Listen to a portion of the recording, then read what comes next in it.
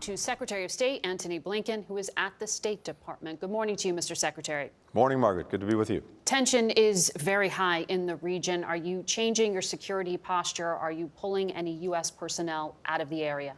Margaret, we are concerned at the possibility of Iranian proxies escalating their attacks against our own personnel, our own people. We're taking every measure to make sure that we can defend them and, if necessary, respond decisively. Not at all what we're looking for, not at all what we want, but we'll be prepared if that's what they choose to do. So that sounds like quite possibly pulling people out. In terms of the threat from Iran you just referenced there, President Biden in his Oval Office address said that the U.S. would hold Iran accountable. What does accountable mean? Well, what you've seen already, Margaret, is a very clear message from the President, backed up by the deployment of two of our largest aircraft carrier battle groups to make sure that it's clear no one should take advantage of this moment to escalate to further attacks on Israel or, for that matter, attacks on us, on our personnel. And this is not by way of, in terms of what we're doing by provocation. It's designed to deter, designed to make clear that no one should use this moment in any way to escalate. We'll stay tuned. In terms of what's happening in Gaza, I know there are an estimated 500 to 600 Americans there. Is there any chance Israel lets some of those Americans out or Egypt allows some of those Americans in? You're exactly right.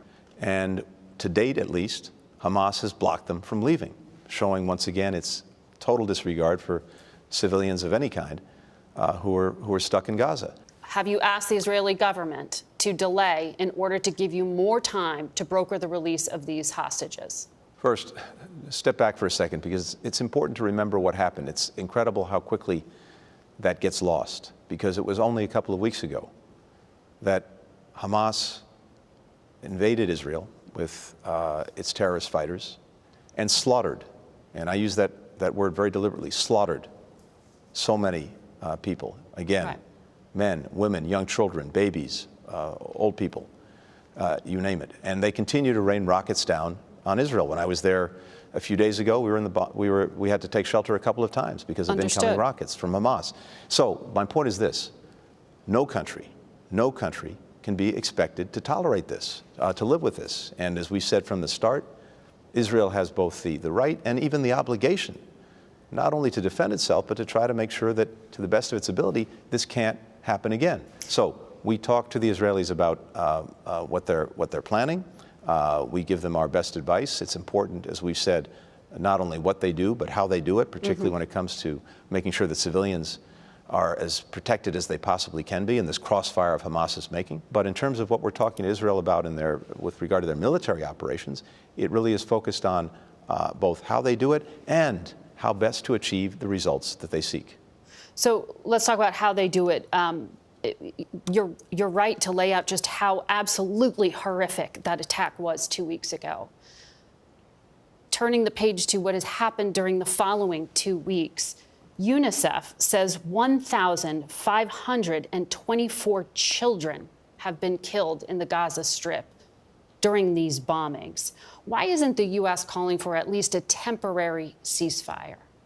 First, Margaret, when I hear the stories, when I see the pictures of young children who have lost their lives in this conflict of Hamas is making, whoever they are, wherever they are, whether they're Palestinians, whether they're Israelis, whether they're Jews or Muslims, it hits me, and I know it hits virtually everyone, right in the heart. And that's why it's so important to do everything possible to protect them, and why it's so important to do everything possible to get assistance to those who need it. So why not ask for at least a temporary pause in the bombing, as was proposed at the UN this week? We've seen, first of all, that in order to get assistance in, we've had that happen. And you saw the first 20 trucks go in yesterday.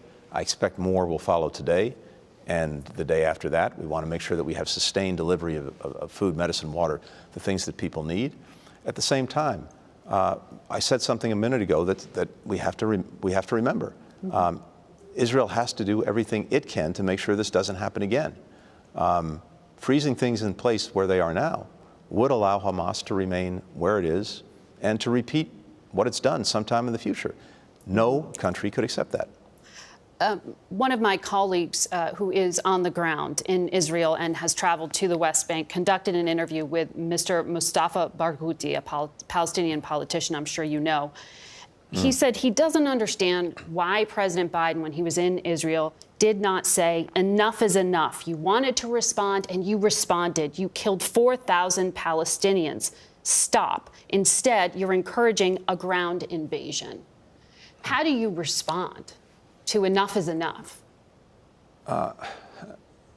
Enough is enough should have been the case with Hamas 2 weeks ago. It would be good to hear the entire world speaking clearly and with one voice about the actions that Hamas took, about the slaughter of people, about the fact that that should be absolutely intolerable, unacceptable to anyone, anywhere, any country, any people. Second, in terms of U.S. interests in the region, one of America's closest allies, the King of Jordan, gave an impassioned speech saying Palestinian lives seem to matter less than Israeli ones. Our lives matter less than other lives. The application of international law is optional, and human rights appear to have boundaries based on races and religions. That's a warning from one of America's closest friends in the region that this is a dangerous message to be sending, and it could have blowback. Are you concerned? Margaret, every life, Palestinian, Israeli, Jewish, Muslim, Arab, every life has equal worth. When I see the reports, when I see the photographs, when I hear the stories of young children, Palestinian children, who've been killed or injured, it hits me right in the gut too, just as it does when I see these other stories, wherever it is. We had here in our own country a little boy, 6 years old, Wadi, in Chicago, who was viciously murdered, apparently because he was a Palestinian American. A little boy, 6 years old, didn't do anything to anyone. I feel that strongly across the board, no matter where it is. But this is on Hamas. And the fact is, Hamas doesn't represent the Palestinian people. It doesn't represent their just cause. It doesn't represent their aspiration, and legitimate aspiration for a state of their own. On the contrary, it does everything to make life worse and more miserable. Does the U.S. assess that it is actually people. possible for Israel to destroy both Hamas as an entity and its ideology? Is it actually a military possibility? The best way, the only way to defeat an ideology, no matter how warped, and in the case of Hamas, it's about as warped as it possibly can be, is to make sure that there is a better, a clearer alternative for people. And that alternative is very clear, and it's very stark. We have, on the one hand, countries throughout the region who want to come together, to integrate, to normalize relations, and to lift up the rights of the Palestinian people, to be able to have a future where they work together, go to school together, do business together, travel to each other's countries. That's one vision.